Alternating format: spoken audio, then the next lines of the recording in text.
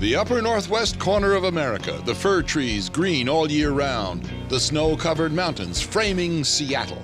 That's where the farmer chugs along aboard an ancient tractor old enough to have a nickname. Started with a 1 acre plot and now have 3 acres, and Pepe, an old tractor. Farmer Brian Sheezer. It started out as a hobby farm, and now it's an actual working piece of dirt. Okay, so he's a dirt farmer in a suburb of Seattle. 10 minutes later, he's a famous chef whose restaurant, Trellis, is in Kirkland. The intent is to have fun, to bring a quality of product to our guests that they might not get in every restaurant every day. The chef is a man whose work on the plate begins in the dirt. I would probably say 75% of me is chef, and 75% of me is farmer. And the 50% extra is the time that I don't waste in a day.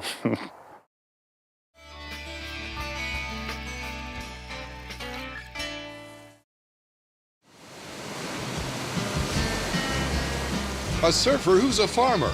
I've always felt pretty connected with nature. A war refugee who's a famous chef. Got somebody to try some spring roll. There we go. Friends who create great dishes. They're up next on Chefs Afield. We don't get too much frost right here because we're so close to the ocean. Right. We're gonna go pick some lunch. Yeah. So what else we have here, Joe? So we have airhead cabbage, then we go into Romanesco, Savoy cabbage, broccoli, got our different lettuces, and then here's our broccolini. It's our lunch. A lot of older heirloom varieties.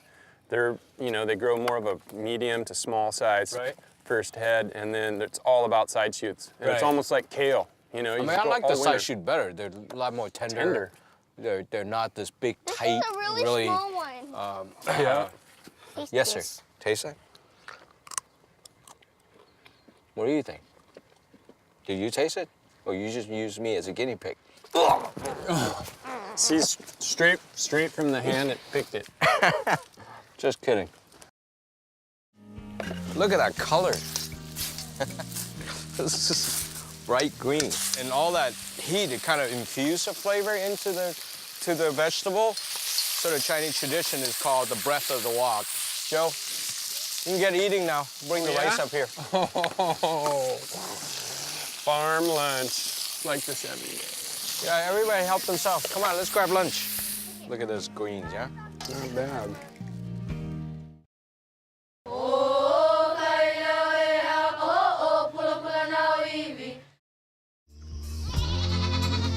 Goats and mushrooms, cattle and pigs, shrimp and moi, tomatoes, peppers, bananas galore, beaches and snow-capped mountains, golf courses, sunsets, water all around. All this and a famous chef. Where in the world are we? Find out next on Chefs Afield. Hey, Alan. Hey, how you, Chris? Oh, I'm doing good this morning. How you doing? Oh, good. Hey, we got some shrimp. I understand you want to make something special with that. Yeah, we went to Shrimp from a golf course? Does this chef understand what it takes to keep a golf course green? Pesticides, chemicals, fertilizers? But here, things are done a little differently. This is one of the most eco-friendly golf courses you can tee off from anywhere. This is Puna Vai, and Puna means a spring. Vai is the Hawaiian word for fresh water. Now you said besides the shrimp, you got oysters, you got moi, you got ava, you got mullet, you said palani and manini. Yeah, and there's some other secret things that go in there, and they just swim about with the rest of them. Some of the foam that you're seeing there on the top, mixture of salt, dissolved organics, got a lot of protein and amino acids and things like that. That's pretty good size. Hey, let's see. Wow, look at that. Wow, that's pretty good. What kind of shrimp are these? These are Pacific white shrimp. You can almost taste them in garlic butter, but... See this shrimp? This is what we harvested this morning. See, it's still alive, super fresh. I'm gonna take the shrimp that were peeled and deveined. This is the achote paste.